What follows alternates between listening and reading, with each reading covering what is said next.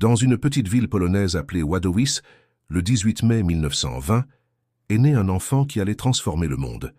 Karol Józef Wojtyła est arrivé en des temps troublés, alors que l'Europe se remettait encore de la Première Guerre mondiale et que de nouvelles tensions se formaient déjà à l'horizon. Personne n'aurait pu imaginer que ce garçon d'origine modeste deviendrait l'une des figures les plus influentes et respectées du XXe siècle, dirigeant l'Église catholique en tant que pape Jean-Paul II pendant près de 3 décennies. L'enfance de Karol fut marquée par une profonde dévotion religieuse, nourrie par ses parents, Karol Wojtyła Sr. et Emilia Kaczorowska. Sa mère, une femme de santé fragile, décéda alors qu'il n'avait que 9 ans, laissant un vide qui ne serait jamais complètement comblé. Ce ne fut que le premier des nombreux coups que le destin lui réserverait.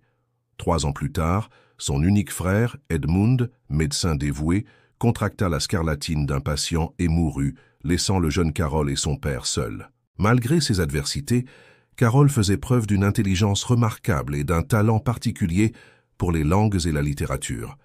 À l'école, il se distinguait non seulement par ses études, mais aussi par sa participation à des groupes de théâtre et par ses aptitudes athlétiques. Ceux qui l'ont connu à cette époque mentionnaient souvent sa capacité à concilier sérieux intellectuel et personnalité chaleureuse et accessible, des caractéristiques qui définiraient plus tard son pontificat.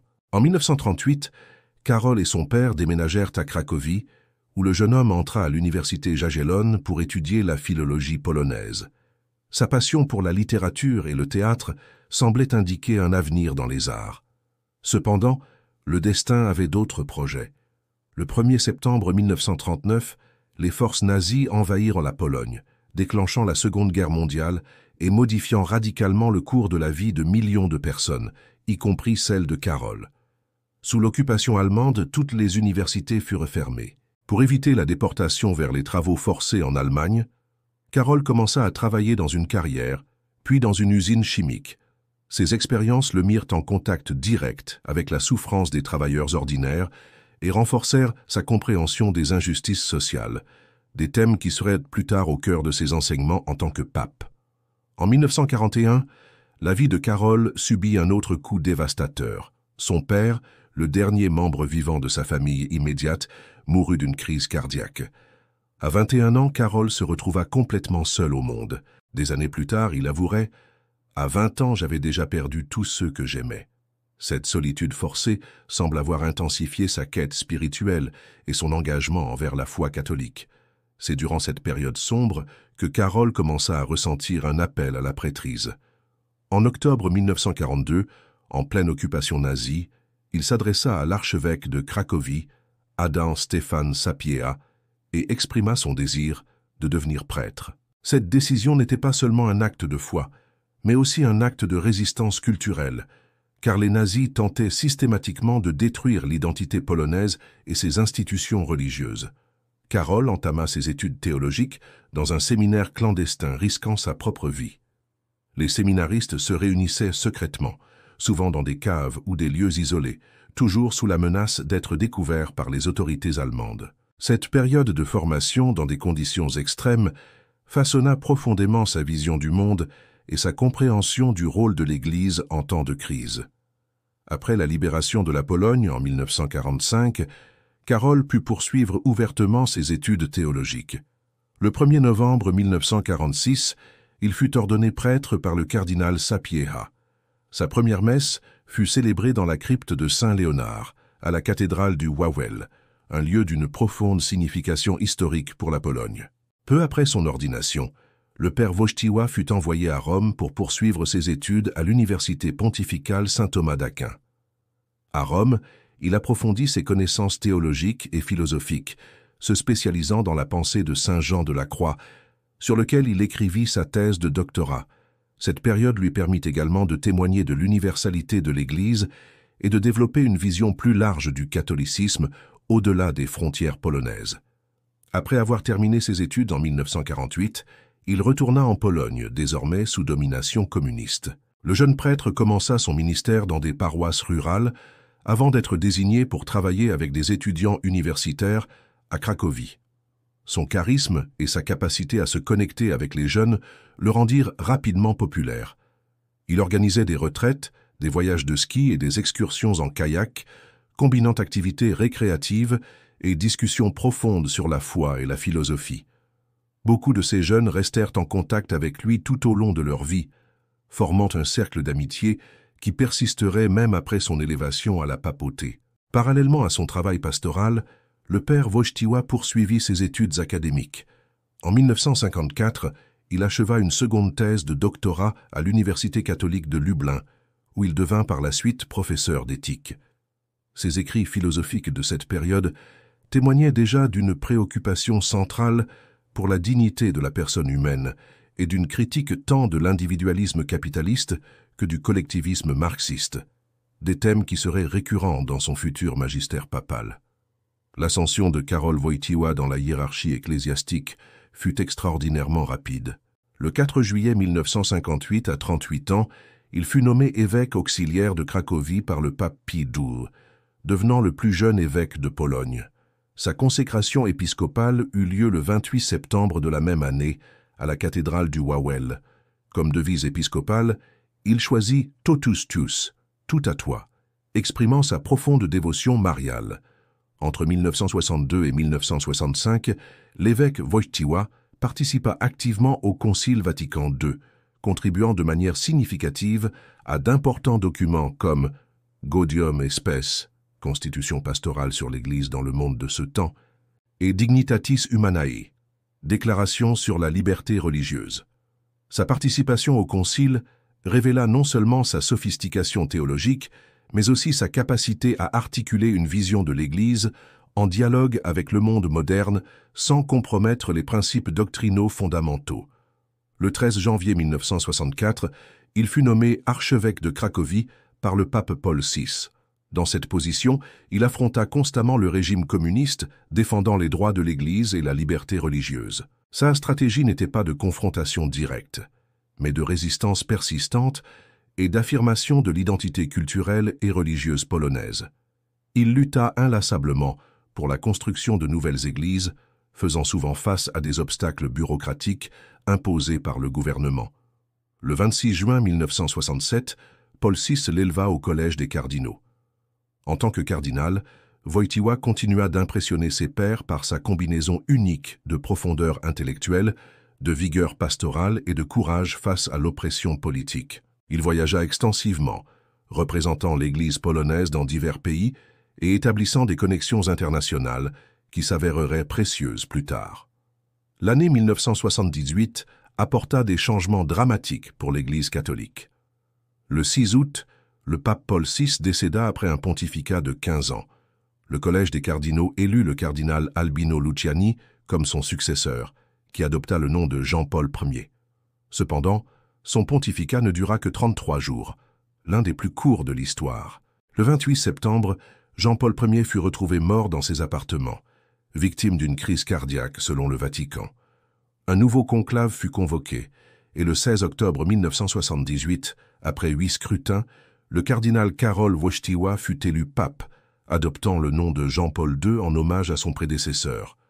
À 58 ans, il devint le premier pape non italien depuis 455 ans et le plus jeune du XXe siècle. Lorsqu'il apparut au balcon central de la basilique Saint-Pierre, ses premières paroles captivèrent les cœurs du monde entier. « N'ayez pas peur, ouvrez, ouvrez grandes les portes au Christ ». L'élection d'un pape polonais envoya des ondes de choc à travers le bloc soviétique. Le dirigeant communiste polonais Edward Gierek aurait dit « Le diable vient de montrer son visage ». En effet, le nouveau pontife représentait une menace significative pour les régimes communistes, non pas par une quelconque agenda politique explicite, mais par la force morale et spirituelle qu'il incarnait. Jean-Paul II apporta une énergie sans précédent à la papauté. Il transforma le rôle du pontife, d'une figure principalement cérémonielle à un leader mondial actif et présent.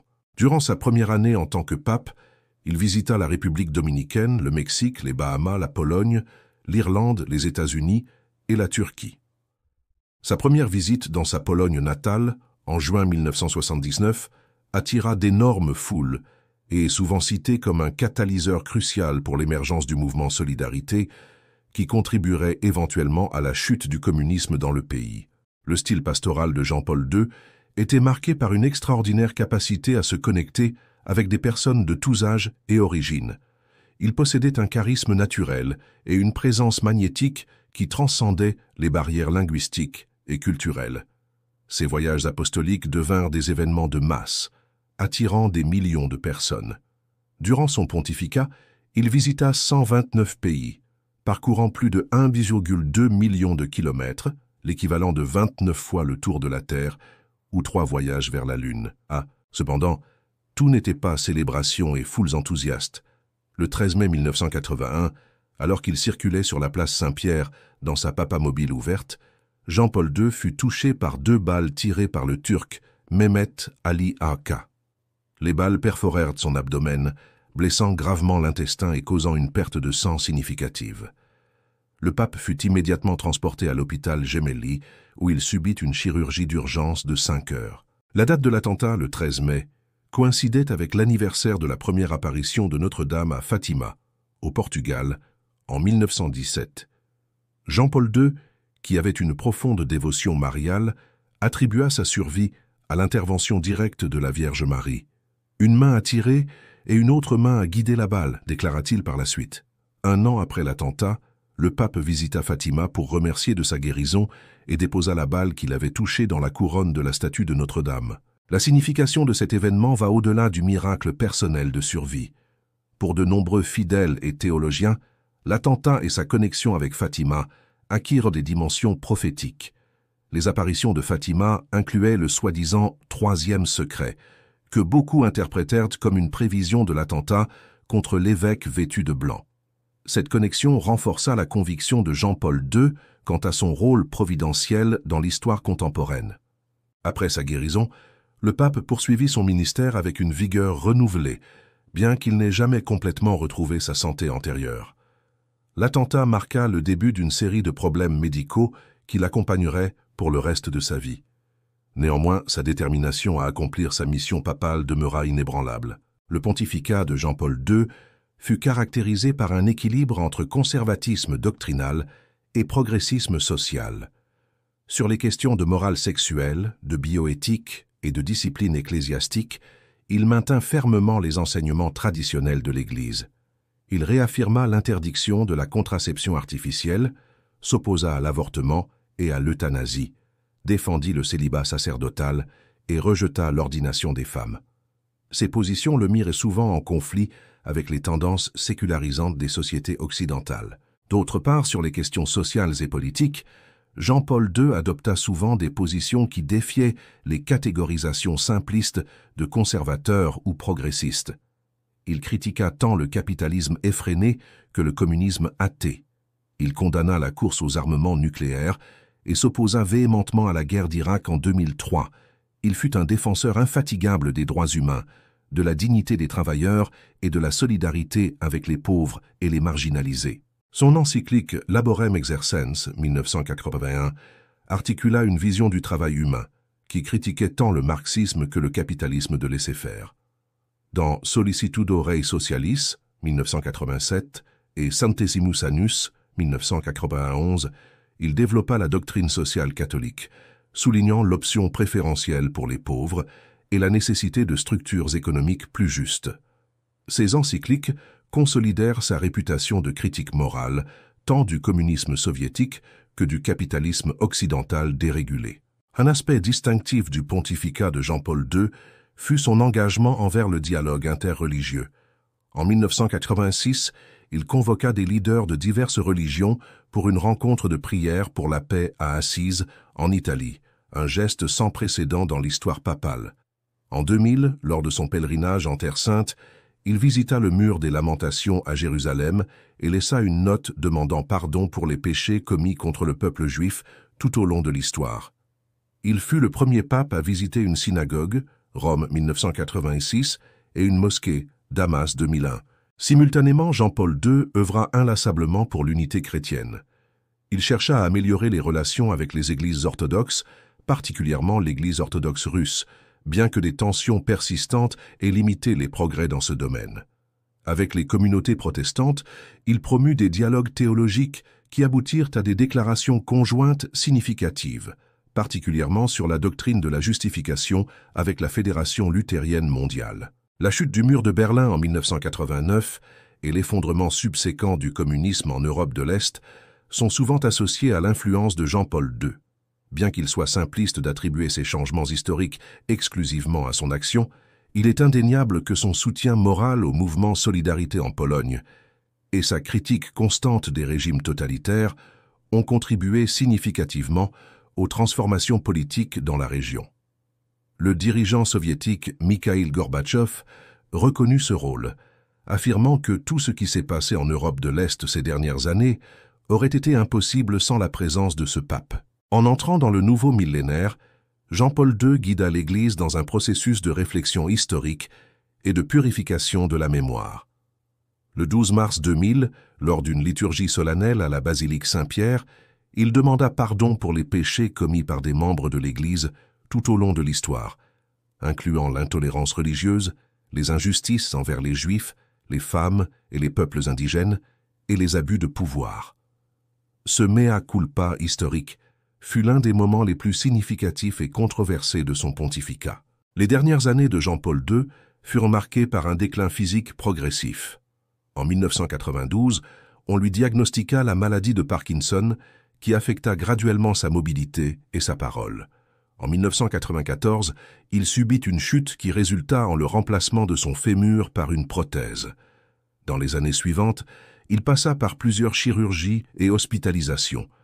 Malgré sa santé détériorante, il refusa de démissionner, continuant à diriger l'Église même quand il pouvait à peine parler ou marcher. Sa décision de rester en fonction malgré les limitations physiques transforma sa souffrance en un témoignage public de la dignité humaine face à la maladie et au vieillissement.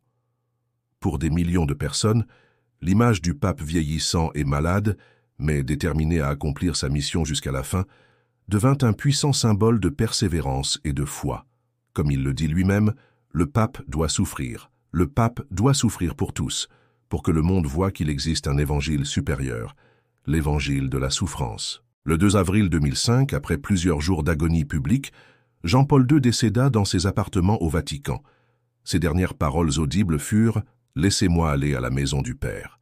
L'annonce de sa mort déclencha une vague mondiale de deuil. Des millions de personnes convergèrent vers Rome pour rendre leurs derniers hommages, résultant en l'une des plus grandes réunions de chefs d'État et de leaders religieux de l'histoire moderne. Les funérailles de Jean-Paul II, tenues le 8 avril 2005, furent suivies par approximativement 4 millions de personnes à Rome et des milliards à la télévision. Durant la cérémonie, de nombreux fidèles criaient « Santo subito », saint immédiatement, exprimant le sentiment populaire que le pontife défunt méritait une reconnaissance immédiate comme saint. Son corps fut enterré dans les grottes du Vatican, sous la basilique Saint-Pierre. Le processus de béatification de Jean-Paul II commença en mai 2005, lorsque son successeur Benoît XVI dispensa de la période d'attente habituelle de 5 ans après la mort. Le 1er mai 2011, Jean-Paul II fut béatifié lors d'une cérémonie qui attira plus de 1,5 million de pèlerins à Rome. Sa canonisation eut lieu le 27 avril 2014, quand le pape François le déclara saint conjointement avec le pape Jean XXIII. L'héritage de Jean-Paul II est multiforme et continue d'influencer profondément l'Église catholique et le monde. Il laissa un corpus impressionnant d'enseignements, 14 encycliques, 15 exhortations apostoliques, 11 constitutions apostoliques et 45 lettres apostoliques, en plus d'innombrables discours et homélies. Ces documents abordent pratiquement tous les aspects de la foi catholique et son application aux défis contemporains. Parmi ses contributions théologiques, les plus significatives figurent la théologie du corps, une série de 129 catéchèses sur la sexualité humaine, le mariage et la famille, présentées entre 1979 et 1984.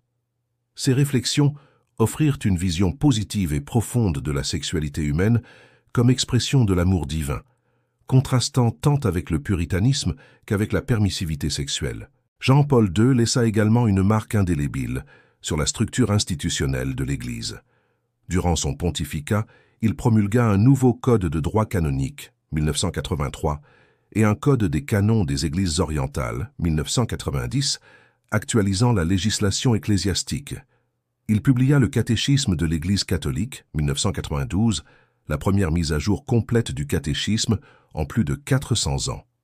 Il réorganisa la curie romaine et créa de nouveaux dicastères pour aborder les questions contemporaines. Dans le domaine pastoral, son héritage inclut la création des Journées mondiales de la jeunesse, qui sont devenues des événements massifs réunissant des millions de jeunes catholiques.